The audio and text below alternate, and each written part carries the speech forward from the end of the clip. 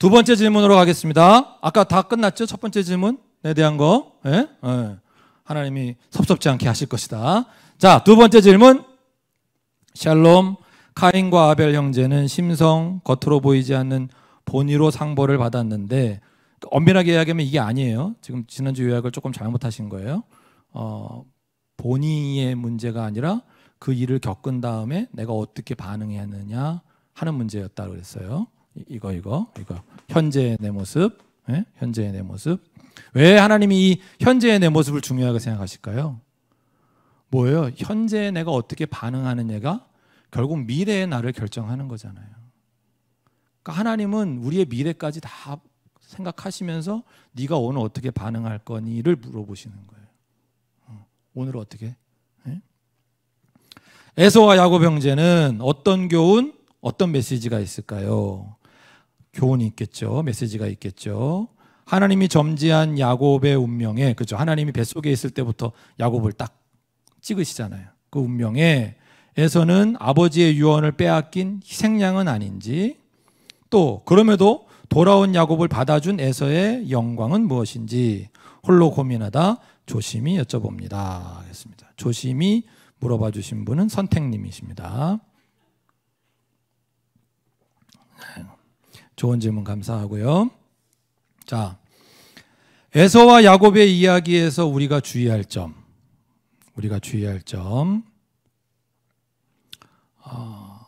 야곱처럼 얍삽하고 거짓말하고 사기치는 인간을 왜 하나님이 선택하시고 복을 주시지? 라고 하는 이 질문의 굴레에 빠져버리는 걸 조심해야 돼요. 여기에 한번 빠지면 벗어나기가 쉽지 않아요. 오늘 이 질문도 이 굴레를 벗어나서 에서 얘기하는 것 같지만 사실 이 굴레 안에 있는 거예요. 이 굴레 안에 있기 때문에, 즉 야곱이 밉기 때문에 저 미운 인간은 하나님이 택해서 복 주고 왜 에서는 그래서 자꾸 에서에게 눈이 가는 거거든요. 에서가 좀 불쌍하기도 하고 저 장자권도 뺏기고 저거 뭐 팥죽 안 그러세요. 이거 저거 어떻게 할 거야 저거 뭐 이렇게 아버지 축복도 못 받고 막 이렇게. 근데 결론부터 말씀드리면 야곱의 이야기 속에서는 야곱이 나 자신인 거예요. 그러니까 야곱의 성경의 이야기가 대부분 그런데 그 주인공으로 내가 들어가야지 이렇게 한 발짝 딱 떼고 밀어서 보는 순간부터 엉뚱한 게 보이기 시작하는 거예요. 그럴 수 있어요. 야곱은 나예요. 우리 자신이에요. 야곱 이야기를 통해 성경은 그걸 보여주시려고 그러는 건데 자꾸 우리는 나는 야곱은 아닌데 저런 인간 나는 야곱보다는 욥에 가까운데 이렇게 야곱을 밀쳐내는 순간 야곱 이야기 속에서 하나님이 주시고자 하는 메시지가 안 보여요. 하나님은 야곱이 너야. 그리고 그런 속에서 그런 야곱인 나와 하나님과의 관계를 보라고 주신 말씀이에요. 그런 내용의 이야기예요. 그래서 야곱은 어떤 신학자가 그래요. 우리의 연약함을 보여주는 믿음의 조상이다. 이렇게 얘기를 해요. 그래서 야곱을 좋아하는 분들도 꽤 많아요. 야곱 이야기는 우리가 하나님께 불순종함에도 심지어 죄를 범함에도 하나님이 어머니 뱃속에서부터 선택한 우리에게 어떤 은혜를 베푸는 분이신가를 보여주는 그런 이야기예요. 그러니까 하나님이 정말 엄마 같은 하나님이신 거지. 어떤 엄마? 내가 죄를 짓고 집으로 도망갔어. 뭐 예를 들면 누구를 때리고 내가 도망갔는데 무조건 내 편 들어주는 거야. 걔네 아빠가 와가지고 엄마가 와가지고 난리치는데 막 우리 애가 막 이렇게 하고 막 나중에 할 말 없으면 맞을만 하니까 맞았겠지 이러고 막 대들고 막 무조건 내 편 들어주는 그 집 아저씨한테 안 붙들려가게. 그러고 물론 돌아가시고 나면 이제 엄마한테 죽었지 아주. 그렇지만 그런 엄마 같은 하나님이신 거예요. 야곱의 하나님은. 네. 그러니까 하나님에게 그런 면도 있으시구나. 무조건 내 편 들어주는 엄마 같은 면이 하나님에게 있으신 걸 보여주는 이야기예요. 따라서 우리에게 필요한 자세는 뭐예요? 그 하나님을 찬양하는 게 우리 안에 필요한 거죠. 왜? 하나님이 도대체 나를 얼마나 사랑하시는 거야? 도대체 얼마나 사랑하시길래 이런 모습으로 살았던 그 순간에도 무조건 내 편을 들어주시는 거지? 라고 봐야 되는 거예요. 근데 이게 남의 이야기처럼 쓱 밀어넣는 순간 꼴보기 싫잖아. 저의 팬네, 저가 아주 이상한 내 팬네야. 지 자식이라면 무조건 감싸. 이렇게 보니까 다른 얘기를 하는 건데, 지금 요 야곱 이야기에서는 하나님이 나는 너에게 그런 하나님이야 라는 걸 말씀하시고 싶으신 거거든요. 그러면 그걸 봐야죠. 자, 여기서부터 중요합니다. 이거 하나 이제 나중에 자세히 말씀드리겠지만 중요한 거 하나가 뭐냐면, 그러니까 야곱 이야기를 읽고 나서 그러니까 나도 야곱처럼 죄 지으며 살아도 되겠네? 이게 이제 장로교의 예정을 얘기할 때 이거 얘기하시는 분들이 있어요. 그래서 나도 하나님께 택함 받은, 장로교식으로 말하면 나도 하나님의 자녀로 구원으로 예정된 사람이니까 내 마음대로 살다가 죽기 전에는 어떻게든지 뭐 돌아와서 천국 가겠네? 이런 식으로 생각하는 게 예정론이 아니에요. 그건 장로 신학사도 얘기하는 거예요. 그런 뜻이 아니고, 아니면 자기는 야곱보다 엄청 거룩한 것처럼 욥 비슷하게 생각해가지고 왜 저런 놈 사랑하고 은혜를 베푸는 거요? 라고 하나님께 따지는 거, 이것도 아니고, 그런 게 아니고, 사람마다 정도의 차이는 있겠지만 제가 욥 얘기했지만, 여러분 우리가 욥에 가까울까요? 야곱에 가까울까요? 우리 야곱에 가까워요. 근데 왜 자꾸 막 자기 엄청 의로운데 막 이런 고난이 나한테 생기는 건지, 욥에 자꾸 이렇게. 근데 제가 보니까 착한 분들이 있어요. 착한 사람들이 있어요, 정말. 저분은 진짜 야곱으로 비교하면 좀 억울하시겠다. 야곱은 안 써놨네. 야곱으로 비교하면 좀 억울하시겠다 싶은 분들이 있어요. 그런데 솔직히 우리 착한 사람들끼리 얘기해 보자고요. 착한 사람들도 나름 머리 굴리잖아요. 착한 머리라 뭐 그렇게 남들한테 해를 주는 건 아니지만, 그래도 자기를 보호하느라고, 솔직히 얘기해 보자고요. 자기 보호한답시고, 때로는 정말 내가 이런 머리를 굴려도 되나 하면서 나쁜 머리를 굴리기도 하잖아요. 잔머리를 굴리기도 하고. 그래서 착한 사람들도 반대편이 생기는 거예요. 왜? 꼬투리 잡히는 거지. 약점이 잡히는 거지. 착한 척 하더니 진짜 잔머리 굴리는 거 봐. 자기가 잔머리 굴렸던 거, 또 게으름 피웠던 거, 무관심했던 거, 그런 게 다 상대편에게 빌미가 되는 거예요. 제가 이만큼 살아보니까 50년 넘게, 목회도 한 25년 가까이 이렇게 하다 보니까 경험을 하잖아요. 착한 사람도 나름 머리 굴린다. 자기 보호한답시고. 그러니까 사실 우리는 모두 욥이 아니라 야곱에 가까워요. 야곱에. 적어도 어린아이 벗어나가지고 성인이 된 20년 이상 산 사람들은 뭐 대충 다 야곱이에요. 야곱 아닌 인간이 없어요. 그래서 의인이 하나도 없는 거고. 그러니까 왜 자꾸 하나님한테 왜 야곱 같은 인간을 뱃속에서부터 택하시고 애서는 제껴놓고 왜 시시때때로 그 인간에게 은혜를 베푸냐고 따지지 말자는 거예요. 왜? 우리에게는 그럴 자격이 없어요. 뭘 따져요? 우리가 야곱인데. 내가 야곱이라고. 여러분들이 아무리 다 착한 분들도 다 야곱이에요. 야곱이라는 걸 내가 깨달으면 감사하기도 바쁘잖아요. 야곱 같은 나를 긍휼히 여겨주신 데 감사하고, 그런 나를 어머니 뱃속에서부터 택해 주신 게 너무나도 감사하고, 나 같은 죄인도 살리시고 먹이시고 입히시고 이렇게 살려주셔서 또 기회를 주시니까 감사하잖아요. 그러니까 여러분 우리가 잊어버리면 안 돼요.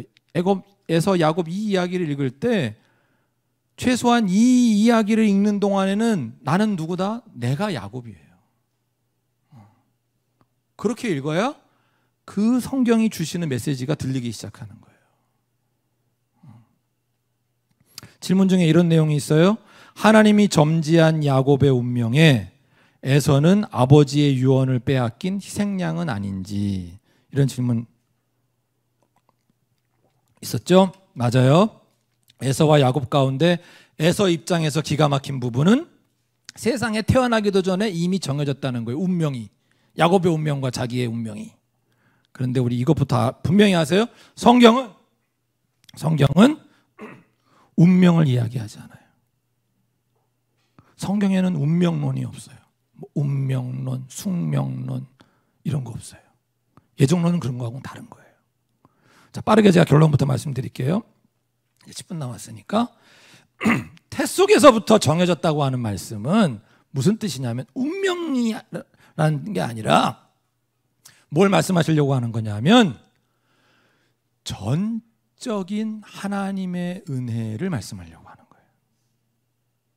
전적인 하나님의 은혜라는 거예요. 대표적인 케이스가 야곱의 케이스라는 거예요. 무슨 말씀이냐면 우리가 태어난 다음에 하나님이 야곱을 선택하면은, 예를 들면 뭐 야곱이 한 10살 때쯤 하나님이 선택하셨다, 뭐 그런 이야기들도 있지만 어쨌든 그런 경우라면 이런 거잖아요. 걔가 9살 때까지 엄청 착하게 살았나 보다. 그래서 하나님이 10살 때쯤 그래 들성 부른 나무 떡잎부터 알아본다고 걔를 선택하셨나 보다, 이럴 수 있잖아요. 그게 아닌 거예요. 뱃속에서부터 선택하였다는 거는 뭐냐 하면 뭐 착하게 살고 인성이 훌륭하고 뭐 그래서 하나님이 선택하신 게 아니라 너는 그냥 내가 선택한 거야 라는 걸 가르쳐 주시는 거예요. 네가 아무것도 하기 전에, 너 그냥 엄마 뱃속에 있었을 뿐인데 아무것도 하기 전에 내가 너를 먼저 선택했어. 내가 전적인 하나님의 은혜라는 걸 가르쳐 주시는 거예요. 더우시죠? 1도만 낮춰볼까요? 네. 환경 때문에 좀 온도를 많이 높여놔서 좀 더우실 거예요. 자, 그러니까 다시 여기가 중요해요. 아까 그 예정론과 관련돼서, 그래 하나님이 나를 선택했어? 나를 예정했어? 그러면 나 아무렇게나 내 멋대로 살아도 되는 거야? 가 아니라, 이러면 이게 운명론자가 되는 건데, 운명이 정해져 있다고. 성경은 그런 식의 운명을 말씀하시지 않아요. 그게 아니라 네가 하나님의 선택받은 자다운 사람답게 살아가려고 하다 보면은 어려운 일이 꽤나 많을 거야. 그러나 너 두려워하지 말고 살아. 겁내지 말고 살아. 왜? 하나님이 너를 태 속에서부터 선택하셨으니까. 너 아무것도 하기 전부터도 하나님은 너를 선택하셨어. 그러니까 걱정하지 말고 살아 라고 말씀하시는 거예요. 계속 말씀드리죠. 이 성경 말씀 가운데 야곱은 우리예요. 자꾸 에서한테 가지 마세요. 에서한테는 미안하지만 성경은 에서에는 관심이 없어요. 미안하지만 에서는 말하자면 야곱이라고 하는 우리의 모습을 비춰주는 배경 같은 거예요. 누가 있어야 그 주인공이 드러나잖아요. 주인공이 어떤 성격인지, 얼마나 하나님의 은혜를 받기에 부족한 인물인지 보이잖아요. 야곱은 그런 야곱이 보일 수 있도록 에서라는 인물이 설정이 되어 있는 거지, 말하자면, 드라마로 설명을 하자면. 그리고 사실 에서는요 부족함이 없이 살았어요. 여러분 에서를 너무 불쌍하게 생각하지 마세요. 나중에 보세요. 야곱이 에서 만나러 오는 장면에 보면 어때요? 에서는 아주 강한 군대를 거느리고 있어요. 야곱이 두려워할 만큼, 야곱을 죽일 수도 있을 만큼 강한 군대도 거느리고 있고요. 야곱이 뭐 어마어마한 재산 막 준대잖아요. 됐어, 나도 다 있거든. 안 받아도 돼. 성의만 받을게, 그냥 마음만 받을게 할 정도로 부자예요. 고생은 야곱이 직사게 했지. 자꾸 잔머리 굴리다가 잘 살고 잘 살았어요. 뭐 사실 장자권 뺏긴 것도 없어. 그냥 그런 거지. 그러니까 자꾸 에서를 불쌍하게 보시고 뭐 자꾸 에서 묵상하실 필요가 없어요. 성경은 거기에 관심이 없어요. 성경이 말씀하시는 건 뭐냐 하면 아유 야곱아, 동안아 너도 야곱인데 야곱 같은 인생을 사는 동안아, 근데도 하나님 너 엄청 사랑하셔. 하나님은 네가 아무것도 하기 전에 너를 선택하셨어. 네가 하나님 뜻대로 살려고 하다 보면 어려울 때가 많을 거야. 그러나 걱정하지 마. 하나님이 너를 뱃속에서부터, 엄마 뱃속에 있을 때부터 너를 택해서 야곱 봤지? 말도 안 되는 짓을 해도 하나님 너를 네 편이야. 하나님 너와 함께 하고 계셔. 그러니까 하나님 뜻대로 사는 데에만 집중해. 그 말씀을 하고 계시는 거예요. 그 말씀. 그러니까 성경에 바로 그 메시지에 주목을 해야 되는 거예요. 제가 지난번에도 말씀드렸죠. 여러분 우리가 성경 읽고 묵상하고 연구 왜 하는 거예요? 성경을 통해서 하나님 만나려고 하는 거잖아요. 성경이 주시는 메시지를 듣고 보려고 하는 거잖아요. 그러면 성경을 통해서 하나님께서 내게 인생에 대해서 어떤 메시지를 주시려나 이거를 자꾸 찾으려고 해야 되는 거예요. 그 성경이 주시는 그 메시지, the message, 그거에 주목을 해야 되는 거예요. 그 메시지가 뭐라고요? 야곱이 너야 라는 거라고 말씀드린 거고, 야곱인 너, 하나님 어머니 뱃속에서 선택하신 너, 전적인 하나님의 은총으로 은혜로 너를 선택하신 그 하나님, 그러니까 세상에서 두려운 일을 만나도 두려워하지 말고 살아, 이 메시지를 발견하게 하시려고 쓰신 이야기인데 자꾸 다른 걸 찾으면 안 되는 거죠. 그래서 여기서 오늘의 마지막 원칙 하나, 자 추가, 고난 얘기했으니까 마지막 원칙이 하나가 뭐냐면, 의인이 당하는 고난 중에, 의인이 당하는 고난 중에 욥과 같은 의인이 당하는 고난이 있고, 우리처럼 예수님 믿고 하나님이 의인이라고 칭해 주신 그런 의인이 겪는 고난이 있어요. 무슨 얘기냐면, 욥이 당하는 고난은 정말 이유를 모르겠는 고난이잖아요. 이런 고난에 대해서는 어떻게 해야 된다고요? 여기 이 요한복음 9장 3절 말씀이 포인트라 그랬어요. 정말 이유를 알 수 없는 고난은. 근데 지금 우리가 하나님의 뜻대로 살려고 할 때 당하는 고난은 결이 좀 다른 게, 이건 정말 이유를 모르는 고난이지만 이거는 우리가 고난당할 걸 알고 당하는 고난이에요. 예를 들면 그런 거죠.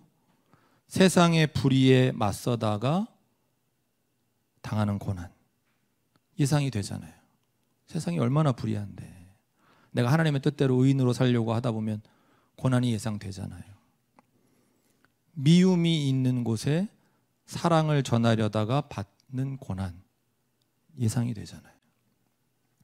차별의 자리, 배제의 자리, 억압과 혐오의 자리에서 남들은 다 그렇게 해도 나는 그렇게 하지 않으려고 하거나, 아니면 다른 사람들이 그렇게 하는 걸 막으려다가 당하는 고난이고 환난이니까 그게 박해를 받는 경우죠.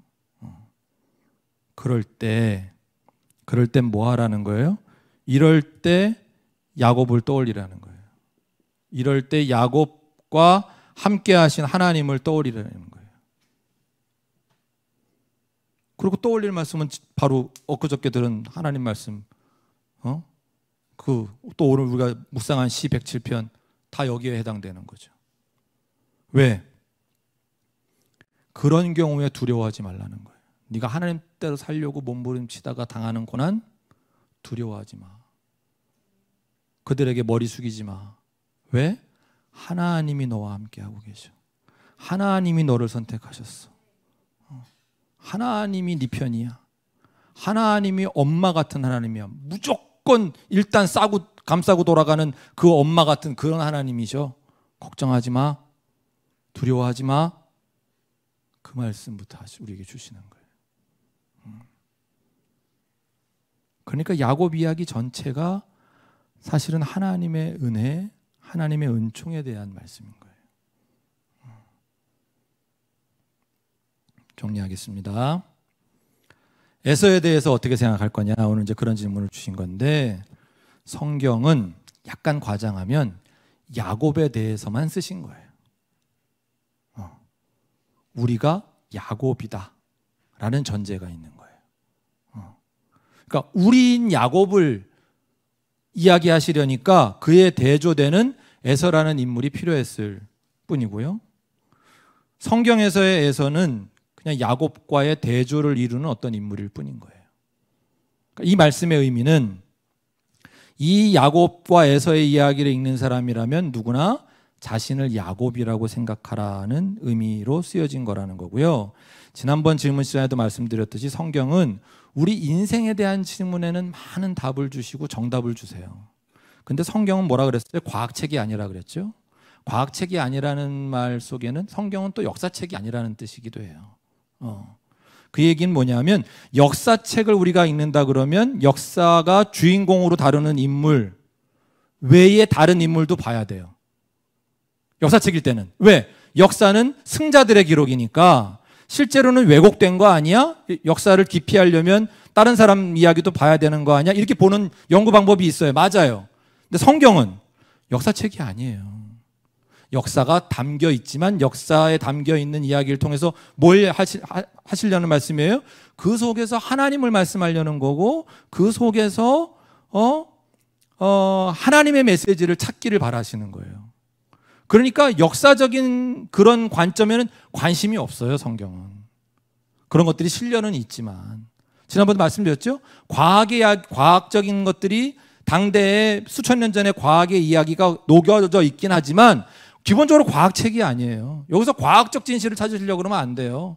그건 과학자들이 하는 일이고 성경은 우리에게 우리의 인생의 질문에 대한 답을 주시는 거예요. 그러니까 야곱 이야기를 읽으면서 우리 인생에 대한 답을 찾아야지. 성경이 말씀하지 않으시는 그런 부분에 집중하다가 보면 진짜 하나님의 메시지를 놓치기가 쉽다. 이해되세요? 네. 그러니까 그 하나님이 지금 이 이야기를 통해 어떤 메시지를 던지시려는지 관심을 두고 읽자 하는 겁니다. 그래서 근데 나는 그 이야기에는 관심이 없어. 나는 자꾸 에서한테 관심이 가네. 이렇게 가면 안드로메다로 가는 거예요. 예, 그래서 여기가 어디지? 나는 누구지? 이렇게 가는 거예요. 성경을 읽다가. 예, 그렇게 가는 거 아니에요. 성경은 그렇게 읽는 책이 아닌 거예요. 성경은 우리의 신앙 고백이 담겨 있기 때문에 우리가 만난 하나님을 거기 써놓은 거잖아요. 그리고 하나님이 우리가 이해할 수 있는 선에서 하나님에 대해서 하시는 말씀이잖아요. 그러니까 성경이 그런 의미에서 보면 꼭 과학이나 역사책 읽듯이 이렇게도 보고 저렇게도 보고 한다고 보이는 게 아니고 그 메시지를 자꾸 찾아가려고 해야 돼요. 우리에게 주시는 메시지. 그 줄기를 일단 찾는 게 굉장히 중요하다. 네. 안 자. 그러니까 오늘 제가 이런 말씀을 드리는 이유는 뭐냐면 여러분들이 이제 스스로 성경을 읽어 나가실 때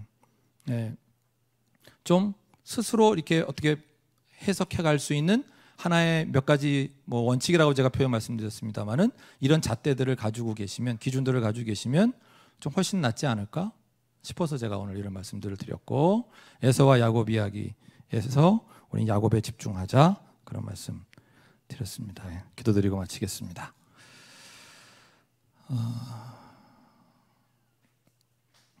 사랑과 은혜가 풍성하신 우리 주님, 우리 성삼위일체 하나님 감사합니다. 오늘도 야곱의 이야기를 통해 또 욥과 시편 또 예수님 말씀을 통해 우리를 얼마나 사랑하시는지 우리가 어떻게 살아가기를 원하시는지 조금이라도 더 깨닫게 하시니 감사합니다. 주님, 머리로 아는데 그치지 않도록 우리가 신앙생활 하는 것이 지적 유희에 그치지 않도록 주님 도와주시옵소서.